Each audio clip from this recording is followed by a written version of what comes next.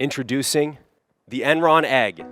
बाज़ाहिर देखने में ये अंडा आपको एक नॉर्मल सा शो पीस लग रहा होगा, लेकिन इसकी खासियत सुनकर आपके होश उड़ जाएंगे, क्योंकि ये एक माइक्रो न्यूक्लियर रिएक्टर है जो कि 10 साल तक, जी हाँ 10 साल तक आपके घर को बिजली दे सकता है बिल्कुल मुफ्त में। और आप इसे किसी पावर बैंक की तरह बाहर उठाकर अपने साथ भी ले जा सकते हैं, मतलब ऐसी जगहों पर जहाँ पर दूर दूर तक बिजली का नामो निशान ना हो। मिसाल के तौर पर सहरा, जंगल और समंदर के किसी कोने के अंदर हर जगह पर यह आपको पावर देगा। मतलब ये फ्यूचरिस्टिक दिमाग को हिला देने वाली इजाद है। और आप सोच रहे होंगे कि ऐसा कैसे हो सकता है? लेकिन ये भी सच है कि दुनिया में बहुत जगहों पर इसको प्रैक्टिकली तौर पर इस्तेमाल किया जा रहा है। मिसाल के तौर पर न्यूक्लियर सबमरीन जो कि महीनों समंदर के नीचे रहकर इसी तरह के न्यूक्लियर रिएक्टर से पावर हासिल करती हैं। इस अंडे का नाम रखा गया है एनरॉन एग, जिसकी कीमत बताई गई थी $20,000। अब वैसे तो इस प्रोडक्ट के अंदर सब कुछ परफेक्ट है, लेकिन एक छोटी सी प्रॉब्लम थी कि ये मजाक था, कोई हकीकत नहीं थी। जी हाँ, इस बंदे ने लाखों करोड़ों लोगों को ऑनलाइन ये दावा करके चूना भी लगाया, लेकिन हकीकत में ये कोई प्रोडक्ट थी ही नहीं। असल में एनरॉन एक कंपनी का हकीकी नाम था। इस नाम से एक कंपनी एग्जिस्ट करती थी जो कि 2001 के अंदर फ्रॉड के बाद बैंकरप्ट हो गई थी। लेकिन ये बंदा जिसका नाम है कॉर्नर गेदोस, इसने 2022 के अंदर जानबूझकर इस कंपनी का नाम लेकर पैरोडी बनाई, जिसको लोगों ने सच समझ लिया। लेकिन कॉमन सेंस की बात है कि आप खुद सोचें कि ये छोटी सी चीज़ इतनी ज़्यादा पावर कैसे दे सकती है। ना इसके अंदर कोई प्रोटेक्शन शील्ड है जो कि इंसानों को कैंसर से यानी रेडिएशन से बचा सके, ना इसके अंदर धूप, आग, पानी और गिरने से बचाने की प्रोटेक्शन है, ना ही इसके अंदर कोई प्लग और स्विच है कि पावर दे सकें। और अगर फ़र्ज़ करें कि for the sake of argument हम ये मान भी लेते हैं कि ऐसी कोई डिवाइस पॉसिबल है, तो आप खुद सोचें कि अपनी फैमिली के साथ कौन अपने घर में ऐसी डिवाइस रखेगा, उस मटेरियल से बनी डिवाइस जिससे न्यूक्लियर बॉम्ब बनाए जाते हैं। यकीनन ऐसा कोई नहीं करेगा जब तक कि उस बंदे की दिमागी हालत कुछ ऐसी ना हो।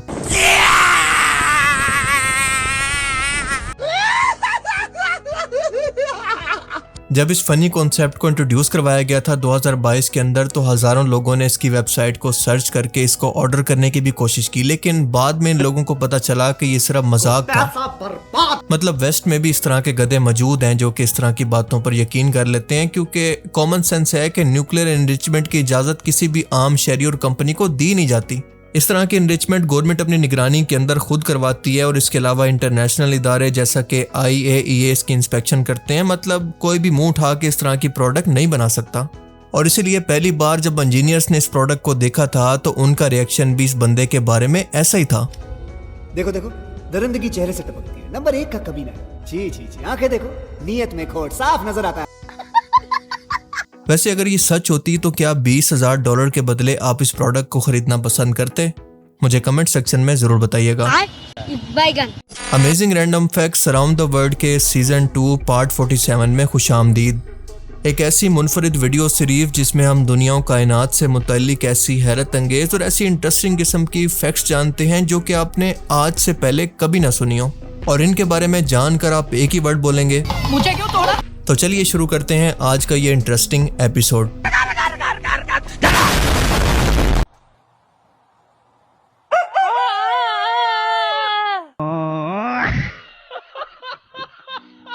क्या आप जानते हैं कि जुरासिक पार्क और इस जैसी डायनासोर के कॉन्सेप्ट पर बनी फिल्म्स ने डायनासोर की अपीयरेंस का, यानी वो दिखते कैसे थे का जो कॉन्सेप्ट हमें दिया है वो बिल्कुल गलत है।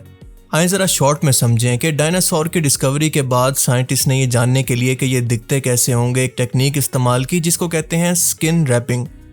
इसका मतलब होता है कि किसी भी जानदार के जिस्म पर अंदाजे से सिर्फ स्किन चढ़ा देना, लेकिन इसके अंदर मसला ये होता है कि अगर उस जानवर के जिस्म पर कोई बाल थे, कोई फर थे, तो वो इसके अंदर काउंट ही नहीं होते।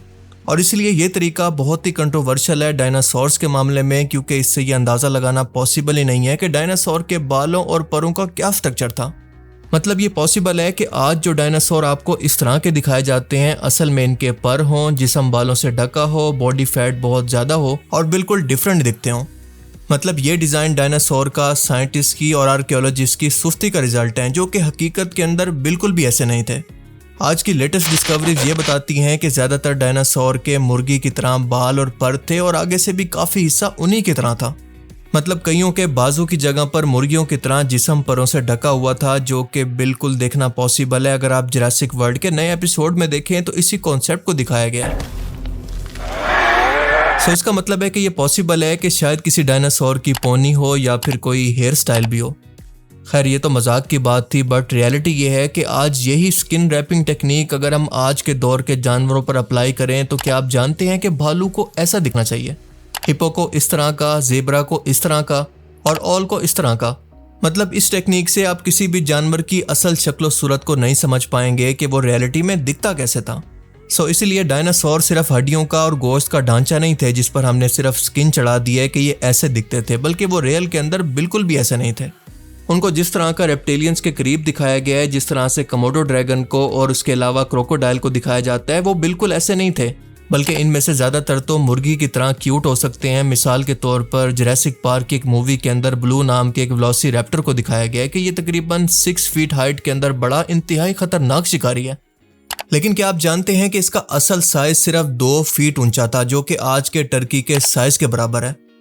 लेकिन फिल्म्स के अंदर आप जानते हैं कि सनसनी और थ्रिल पैदा करने के लिए इसको बढ़ा चढ़ाकर पेश किया जाता है, क्योंकि बाकी डायनासोर्स के साथ भी इसी तरह से किया गया। मतलब आप खुद इन दोनों के साइज को देखकर बताएं कि कोई सेंस है इस बात की?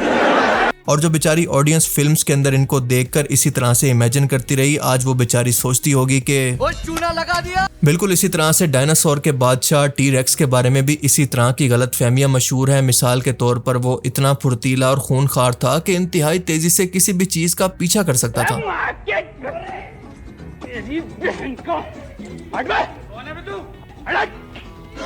तेरी बहन की। लेकिन जरा कॉमन सेंस इस्तेमाल करके आप खुद सोचें कि क्या इतने बड़े डायनासोर का, इतने बड़े साइज के जानवर का इतना तेज भागना पॉसिबल भी है कि नहीं।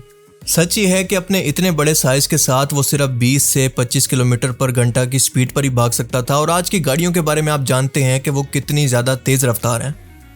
आज की लेटेस्ट डिस्कवरीज ये बताती हैं कि वो बहुत ही मोटा और सुस्त था और तकरीबन 40 फीट ऊंचा था और इसका वजन तकरीबन 10,000 किलोग्राम था।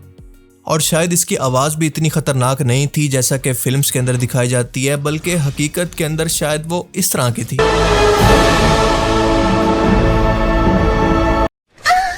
once more। पलक, डायनासोर कैसी आवाज निकालता है?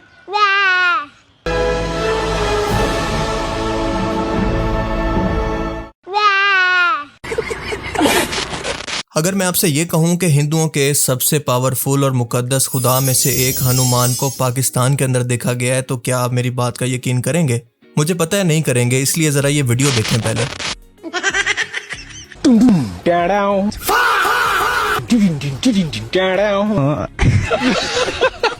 मतलब वो अलग ही लेवल का बंदा था। मतलब इस पाकिस्तानी लड़के की शक्ल कितना ज्यादा हनुमान की मूर्ति से मिलती जुलती है। और मैं कोई इसका मजाक नहीं उड़ा रहा, बल्कि वो इसी तरह के कंपैरिजन खुद करके सोशल मीडिया पर अपनी वीडियोस पोस्ट कर रहा है, तो मैं ये बात कर रहा हूँ। जरा इमेजिन करें कि इस बंदे को अपनी वैल्यू का अंदाजा ही नहीं है, क्योंकि ये गलत जगह पर पैदा हो गया है। क्योंकि अगर ये हमारे पड़ोस के अंदर पैदा होता तो इस वक्त शायद इसकी पूजा हो रही होती और ये भारत का सबसे अमीर तरीन शख्स होता। अब देखो, मैं तो इस भाई को यही मशवरा दूंगा कि सोशल मीडिया पर आना ही नहीं था, बल्कि इसने सीधा अंडर कवर होकर इंडिया के अंदर लैंड करना था और फिर इसके बाद इसकी 7 नस्लें बैठ कर खाती। मतलब आप सोचें कि हमारे मुल्क के अंदर पहले इतना बेरोजगारी है और इस बंदे ने इतनी बड़ी बिजनेस अपॉर्चुनिटी होते हुए भी इसको मिस कर दिया। मतलब इसको पता होना चाहिए था कि दुनिया में 2 ही चीजों की कीमत है, एक जमीनों की, दूसरी कमीनों की। जरा ये वीडियो देखें कि चांद की सरफेस पर ये कौन सी चीज़ है जो कि इतनी बड़ी और इतनी बुरी तरह से टकराई है।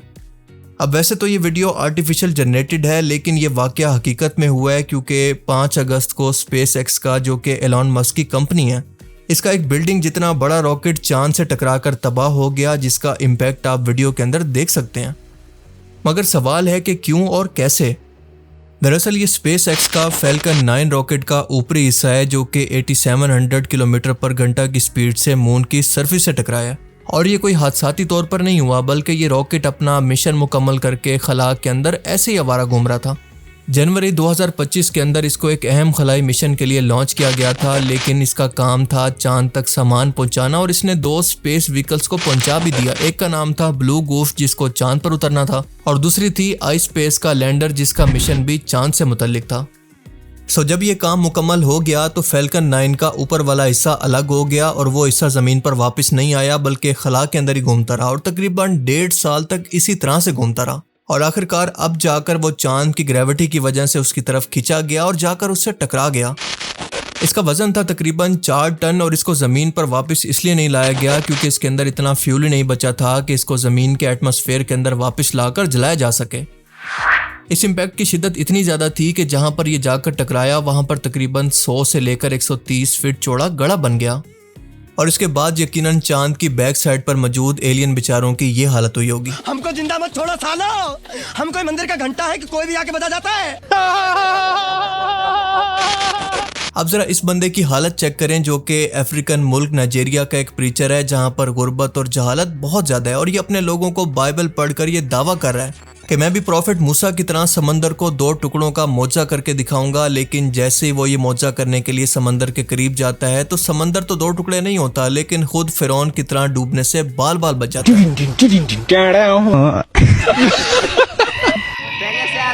मतलब इसीलिए कहते हैं कि अपनी कंपनी अच्छी रखो वरना जाहिल लोग आपको भी जाहिल बना देंगे क्योंकि कंपनी का असर कभी ना कभी होता जरूर है।